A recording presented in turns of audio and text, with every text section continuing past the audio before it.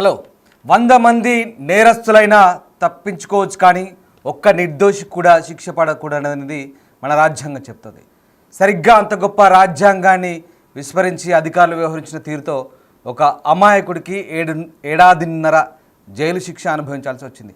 తీరా దానికి సంబంధించిన ఆధారాలు దొరకపోవడంతో అతను బయటకు వచ్చిన పరిస్థితి. ఇప్పుడు ఆ నిర్దోషి ఎవరైతే ఉన్నారో అతను తన లాయర్ చేత ఇప్పుడు ఫైట్ చేస్తున్న పరిస్థితి కనబడుతుంది. ఎస్, ఇది బెంగళూరులో జరిగింది విచిత్ర ఘటన. తప్పుడు కేసులు బనాయించిన పోలీసులపై 5 కోట్ల పరువు నష్టం దావా వేశాడు ఓ వ్యక్తి. కర్ణాటక కుషాల్ నగర్ చెందిన మల్లిగే సురేష్ భార్యాభర్తలు.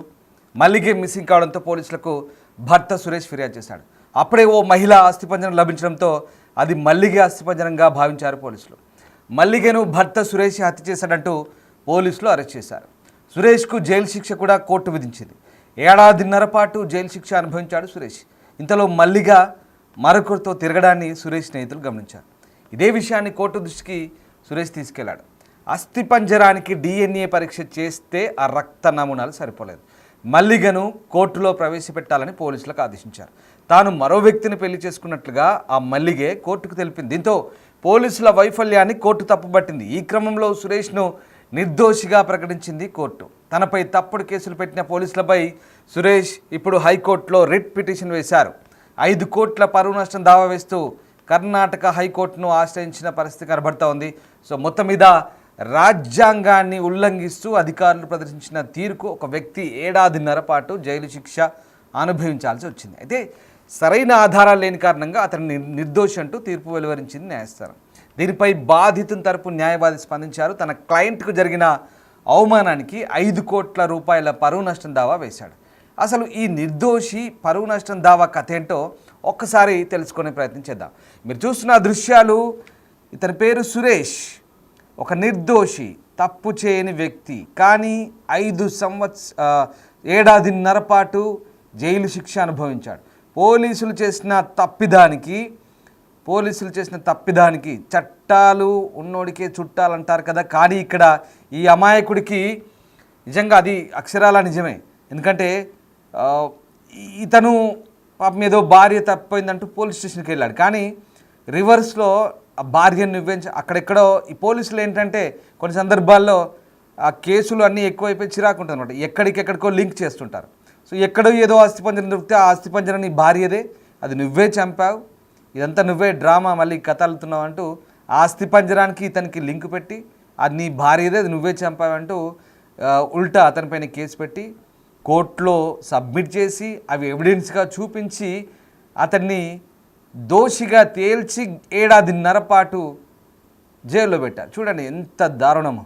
చట్టాలు ఎవరికి ఏ రకంగా పనిచేస్తాయో మనకి ఇక్కడ అర్థమవుతుంది.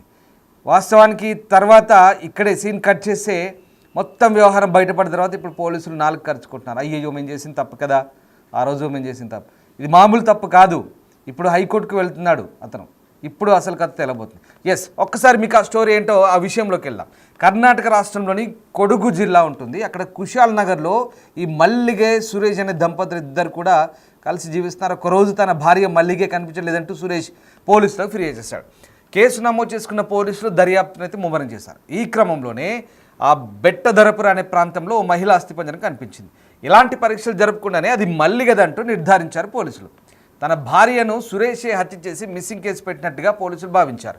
అతనిపై హత్య కేసు నమోదు చేసిన పోలీసులు కోర్టులో ఛార్జ్షీట్ కూడా దాఖలు చేశారు. అయితే దీంతో కోర్టు అతనికి జైలు శిక్ష కూడా విధించింది. ఈ క్రమంలోనే ఏడాదిన్నర జైలు జీవితం అనుభవించాడు సురేష్.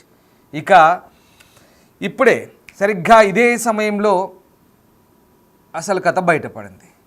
అంటారు కదా, ఒకానొక సందర్భంలో మనం కొన్ని మీమ్స్ చూస్తాం, రుకో జరా అభి బాకీ హే అంటాం కదా. ఇప్పుడే అసలు ట్విస్ట్ బయటపడింది. ఈ ఘటనపై సురేష్ తరపు న్యాయవాది కోర్టులో తనదైన శైలిలో వాదనలు వినిపించారు.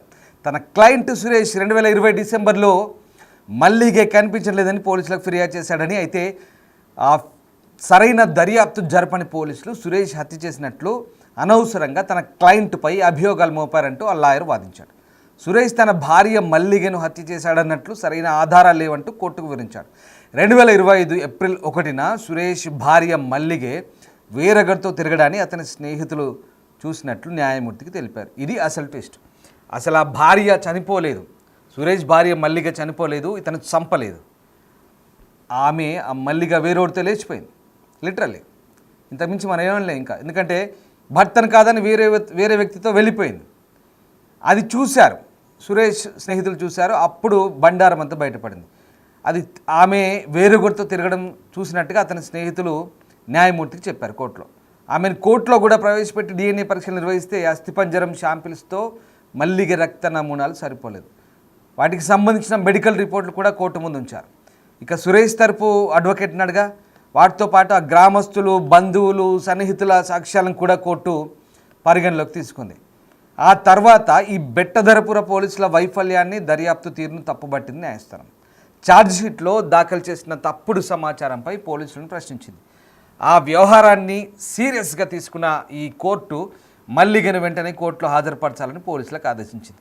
ఇంకేముంది, ఇంకా ఆఘ మేఘాల మీద మన పోలీసు అన్నలు వెంటనే ఆ మల్లికని చూడండి, ఆ దృశ్యాలు చూస్తున్నారు కదా, మల్లికని తీసుకొచ్చారు. ఇదిగో ఈ ఫోటోల్లో ఉందే ఆ గడ్డం వ్యక్తి సురేష్.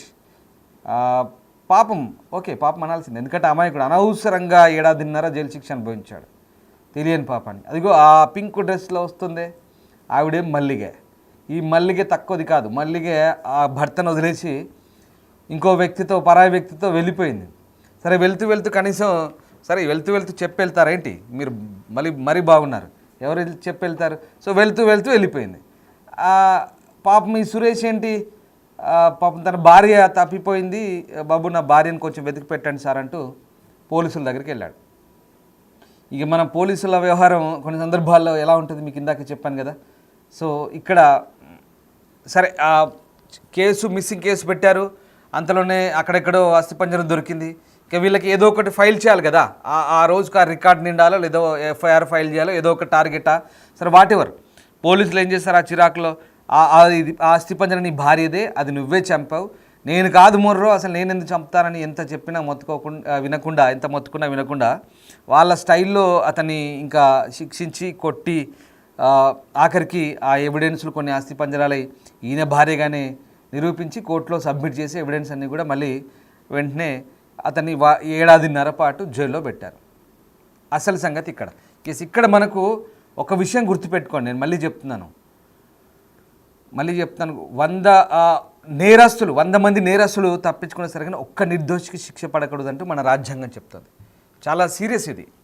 రాజ్యాంగం ఏం చెప్తుంది, 100 మంది తప్పులు చేసిన వాడు తప్పించుకున్నా సరే వాడు ఎప్పుడో టైంలో దొరుకుతాడు, కానీ నేరం చేయని ఒక నిర్దోషికి శిక్ష పడితే అది మహానేరం అవుతుంది, ఇంకా పెద్ద నేరం అవుతుంది. తప్పు చేయని వానికి శిక్ష పడితే అది పెద్ద నేరం అవుతుంది. ఇలా కోకోళ్ళలు చాలా ఉన్నాయి చరిత్రలో. తప్పు చేయని వాళ్ళు, ఏం అనవసరంగా ఇరికించబడ్డ వాళ్ళు, జీవితాంతం జైళ్ళల్లో మగ్గిన వాళ్ళు చాలామంది ఉన్నారు. అదే రాజ్యాంగం చెప్తుంది, అదే వద్దని చెప్తుంది. సో దాన్ని బేఖాతరు చేసి పోలీసు అధికారులు వ్యవహరించిన తీరు ఇప్పుడు సురేష్ 1.5 ఏళ్ల జైల్లో ఉండాల్సి వచ్చింది అనవసరంగా. సో ఇప్పుడు ఏం జరిగింది చెప్తాను ఇంకా. సో మల్లికని తీసుకొచ్చి వెంటనే కోర్టులో హాజరుపరిచారు. కోర్టు ఆదేశాల ప్రకారం కోర్టులో ప్రవేశపెట్టారు ఆమె సంచలన విషయాలు బయటపెట్టింది. ఇక అప్పుడు నోరెప్పింది మల్లికమ్మ. సురేష్ను విడిచిపెట్టి వేరొకరితో ఆమె పెళ్లి చేసుకున్నట్లు కూడా న్యాయమూర్తి ముందు అంగీకరించింది. సురేష్కి ఏమైందో తనకు తెలియదని మడికేరి మండలంలోని శెట్టిహల్లి అనే గ్రామంలో ప్రస్తుతం తాను ఇంకొకరితో ఉంటున్నట్టుగా చెప్పింది. వీటన్నిటినీ పరిశీలించిన కోర్టు ఇది చాలా అరుదైన కేసుగా భావించింది. పోలీసులకు లభ్యమైన అస్థిపంజరం ఎవరిదో గుర్తించాలని, సురేష్పై తప్పుడు ఛార్జ్షీట్ ఎందుకు దాఖలు చేశారని పోలీసుల లోపాలపై ఏప్రిల్ 17లోగా వివరణ ఇవ్వాలంటూ ఈ జిల్లా ఎస్పీని కోరింది. ఎస్పీ ఇచ్చిన వివరాల ప్రకారం ఏప్రిల్ 23 సురేష్ నిర్దోషిగా ప్రకటిస్తూ తీర్పు వెలువరించింది. ఈ కేసును తప్పుదారి పట్టించిన 4 పోలీసు అధికారులపై కేసు నమోదు చేస్తూ సస్పెన్షన్ కూడా విధించింది. సరే ఇంతదాకా బాగానే ఉంది, కానీ అయిపోయిందా? ఇక అయిపోలే. మళ్ళీ చెప్తాను, రుకో జరా అభి బాకీ హే. ఇక్కడే అసలు విషయం. ఇక సురేష్ న్యాయవాది ఊరుకుంటాడా? సురేష్కు న్యాయం జరగాలి, 1.5 ఏళ్ల పాటు శిక్ష. న్యాయం అంటే ఇలాంటి న్యాయం కాదు, ఏదో 5-10 ఇచ్చి వదిలించుకుంటే సరిపోదు. 1.5 ఏళ్ల పాటు శిక్ష అనుభవించాడా? కాదు, విక్టిమ్, ఒక దోషిగా శిక్ష అనుభవించాడు. ఒక హత్య చేసిన కూనికోర్లాగా 1.5 ఏళ్ల పాటు జైల్లో ఉన్నాడు. సమాజం అంతా ఇప్పుడు ఆయన సమాజం దృష్టిలో ఒక కూనికోరుగానే సమాజం దృష్టిలో ఆయనంతా ఇప్పుడు అందరికీ తెలుసు. సో అదే జరిగింది. సో దీన్ని ఇప్పుడు సురేష్ ఈ మచ్చ ఎలా పోతుంది? ఒక మచ్చ పడిపోయింది ఆల్రెడీ. కాబట్టి ఈ క్రమంలోనే నిర్దోషి సురేష్ తరపు న్యాయవాది స్పందించారు. తన క్లయింట్ అనుభవించిన వేదన తప్పుడు కేసు పెట్టిన పోలీసులపై హైకోర్టులో రిట్ పిటిషన్ వేసినట్టుగా చెప్తున్నాడు. సురేష్ ఎస్టీ సామాజిక వర్గానికి చెందినవాడు, పేదవాడు కాబట్టి మానవ హక్కుల కమిషన్, ఎస్టీ కమిషన్ కూడా ఆశ్రయిస్తామని చెప్పారు. అంతేకాకుండా ఈ కేసులో పోలీసుల తప్పిదాల కారణంగా తన క్లయింటు అనవసరంగా 18 నెలల పాటు వేదన అనుభవించాడని, సమాజంలో పరువు పోయిందని చెప్తున్నాడు. ఈ క్రమంలోనే 5 కోట్ల రూపాయల పరువు నష్టం దావా వేస్తూ కర్ణాటక హైకోర్టును ఆశ్రయించాడు. దీనిపై కోర్టు ఎలా స్పందిస్తుంది? ఇప్పుడు ఇదే ట్విస్ట్. సో మొత్తం మీద ఊరికే వదిలిపెట్టలేదు. 1.5 ఏడాది జైలు, కూనికోరుగా ముద్రపడ్డాడు, సమాజం అంతా తెలిసిపోయింది. పైగా భార్య బతికే ఉంది. ట్విస్ట్ ఏంటంటే ఆమె ఇంకొకరితో లేచిపోయి ఆల్రెడీ ఇంకొకరితో ఉంటుంది, వేరేవారిని పెళ్లి చేసుకుంటుంది. కానీ ఇక్కడ అనవసరంగా ఇరికించబడ్డగా దోషిగా నిర్ణయించబడ్డాడు. దోషిగా నిర్ణయించబడడం కాదు, 1.5 ఏడాది పాటు జైల్లో ఉన్నాడు. ఇంకా నయం, ఆయన స్నేహితులు చూసి చెప్పకపోతే ఇంకా ఎన్ని సంవత్సరాలు జైలు శిక్ష అనుభవించేవాడో మనకు అర్థమయ్యేది. సో ఆ రకంగా ఒక అనవసరమైన ఒక నిర్దోషి, ఒక అమాయకుడు శిక్ష పడితే ఏ రకంగా ఉంటుందో ఇప్పుడు సమాజంలో ఇలాంటి ఘటనలు కోకోలలో నేను మీకు మళ్ళీ చెప్తున్నాను. ఇప్పుడు ఆ లాయర్ వదిలిపెట్టే పరిస్థితి లేదు, హైకోర్టుకే ఆశ్రయించాడు. 1 కాదు 2 కాదు 5 కోట్లు కర్ణాటక పోలీస్ చెల్లించాలని చెప్తున్నాడు. చూడాలి హైకోర్టు ఎలాంటి తీర్పునిస్తుంది ఏంటనేది.